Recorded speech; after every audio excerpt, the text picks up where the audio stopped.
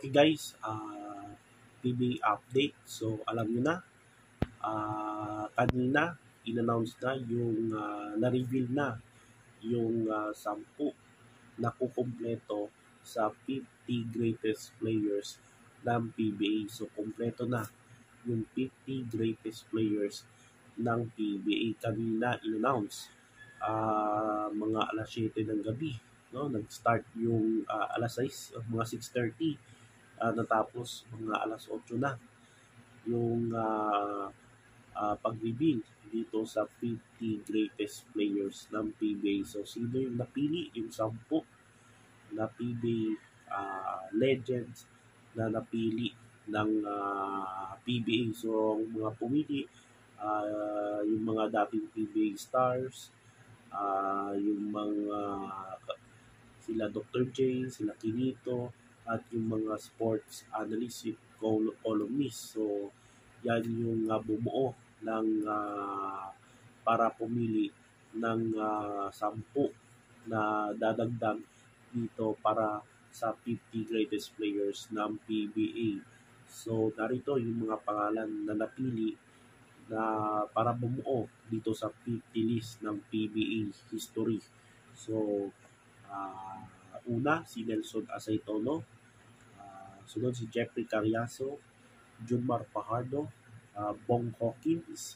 So si Bong Hawkins ay sumikat ito sa Alaska noong dekada 90 at naging part ng 1996 Grand Slam. Kasama sila Johnny A, sila Jolas, at si Jeffrey Cariaso. So Jeffrey Cariaso napili na, Junmar Fajardo, Bong Hawkins, Abby King, Danny Siegel, Scotty Thompson, si Junmar and Scotty. Yan yung mga MVP. Simula pa noong 2015, sila palang dalawa ang nag-MVP sa PBA. Of course, dominante pa rin ni Junmar Fajardo yung MVP. So, Scotty Thompson, Arnie Tuadles, Manny Victorino, at Yoyoy Villamin. So, yan yung 10 na official na maging part ng 50 greatest players. So, ulitin natin, Nelson Aceitono, Jeffrey Cariaso, Junmar Fajardo, Bong Hawkins, Abby King, Danny Siegel, Scotty Thompson, Arnie Tuadles, Manny Victorino, at Yoyoy Villamin. So, yan yung bubuo dito sa 50 greatest list ng PBA. So, dito, yung nung nakarang video ko ay diniscuss natin. So, sino yung mga deserve na maging part dito sa 50 greatest. So, dito, halos tama lahat yung mga nasa listahan. No? Tama lahat yung mga sinabi ko, yung mga deserve na maging part dito sa 50. So, 9 out of 10. So, na-miss ko si Hawkins. Nakaligtaan ko pala si Hawkins doon sa last video natin. So, si Bong Hawkins. So, nakaligtaan natin guys. So, yung nandoon, yung iba pa ay si Eli Tenorio, si Radidel, si Japet, at si Marcelo Sitel. So, yan yung mga deserved na players nung nasa nakarang video natin. So, dito, halos tama yung mga sinabi ko. 9 out of 10. So, nakaligtan ko lang si Hawkins. So, yan. So, congratulations dito sa mga napili para sa 50 greatest players ng PBA. So, ang alam ko ay gagawaran sila by coming October. So, pero merong celebration ata. Di ko alam kung may April 9 o 13. So, ito-check ko, no? Kung kailan yung kanilang engranding celebration dito sa 50th anniversary ng PBA. Ang alam ko, makikita-kita lahat ng mga players from 1975 up to now. So, maganda yan, no? Reunion lahat ng mga PBA players, pati coaches. So, yan. So, yan yung abangan natin sa PBA. So, Next, PBA Philippine Cup ay magbubukas Biyernes. Biyernes, Biyernes, April 4, no, sa Ninoy Aquino Stadium. So, magbabalik ang PBA sa bagong conference, yung Philippine Cup. Yan yung the last conference ng 49th season. So, alam naman natin, ang TNT ay champion nung nakaraang Governor's Cup at Commissioner's Cup. So, ngayon, ang TNT ay target nila makuha yung tatlo, yung 3-peat or mas kilala sa tawag na Grand Slam. So, yan yung pinakamailap na achievement ng isang koponan dyan sa PBA, yung Grand Slam. So, maraming teams na may ilang teams na sinubukan yan pero wala talaga mailap. So, ilan lang, no? Mga 3 teams lang sa history ng PBA, merong 4 na teams ang naka-Grand Slam na. Una yung Crispa, 2 beses. Sunod, San Miguel. San Miguel, tapos Alaska 96. Tapos yung the last na nag-Grand Slam, yung San Mig Coffee. Yan yung Magnolia ngayon. No? Yung Pure Food San Mig Coffee, yan yung Magnolia noon. Na kung saan naging coach si Tim Con. So, si Tim Con meron ng 2 Grand Slam. Yung Alaska at San Mig Coffee. So, ngayon, itong TNT ay susubukan targetin itong Grand Slam sa Philippine Cup. So, kaya ba ng TNT? Ang tanong dyan, kaya ba ng TNT na makuha itong Grand Slam at magkampiyon dito sa Philippine Cup at maging Grand Slam team. So, titignan natin yung mga players nila. So, ang kulang talaga sa TNT, sabi nila ay point guard. So, alam naman natin na nangyari dito kay Jason Castro, yung kanyang injury, no? Yung matinding injury niya.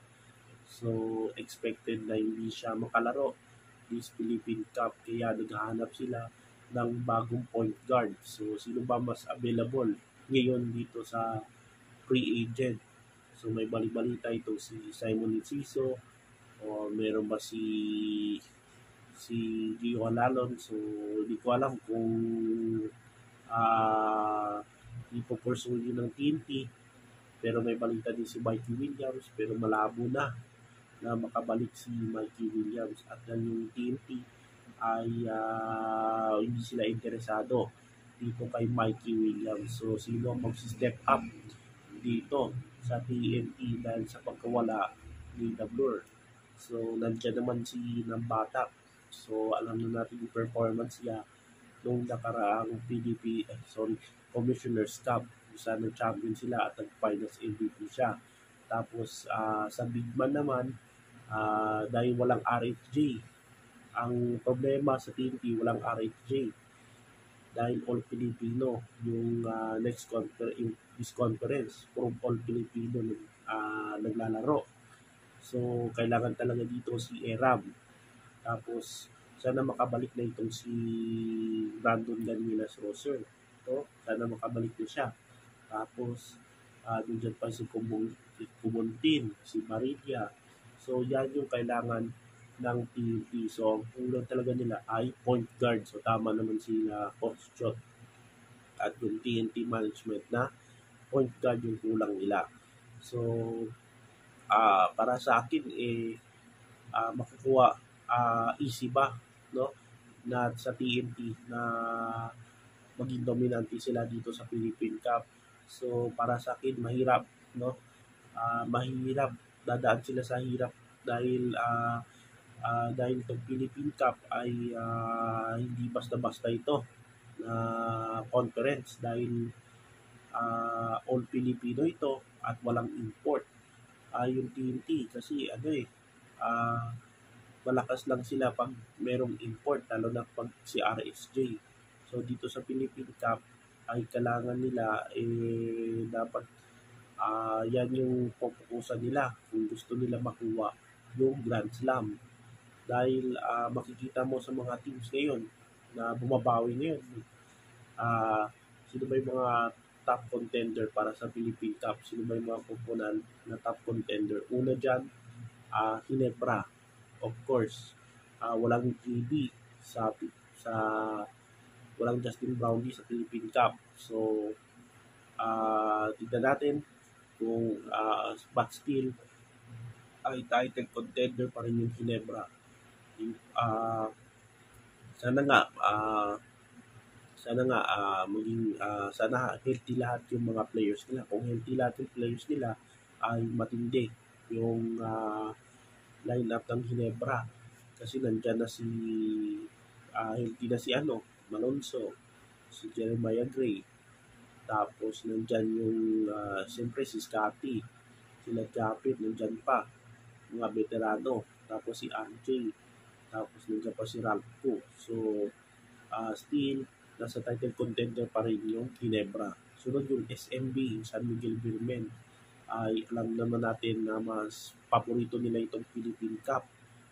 Last season, last conference yung last season ay na-runner up sila itong San Miguel Beermen. Kaya expected na natin na isa sa title contender ang San Miguel Beermen. Lalo na ito si John Marpahanto ay dominante pa rin until now, lalo na itong All Filipino. So expect natin yung San Miguel. Pangatlo itong Meralco Bolts, yung sister team nila ng TNT, kasi mag-sister team sila under MVP management. So yung Meralco Bolts defending champion yan sa Philippine Cup, kaya babawi din yan, lalo na dalawang conference sila na hindi nakapag semifinals dahil nilamon sila ng Ginebra. So Meralco.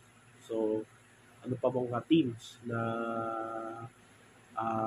pwede maging contender o di kaya mga under yung mga dark horse. So syempre hindi mawala dyan yung mga independent teams. Una dyan yung Rain or Shine, 3 beses na sila nakapasok sa semis pero hindi pa sila nakatungtong sa finals. So yan yung unexpected ng Rain or Shine, na itong Philippine Cup baka ito na yung time nila para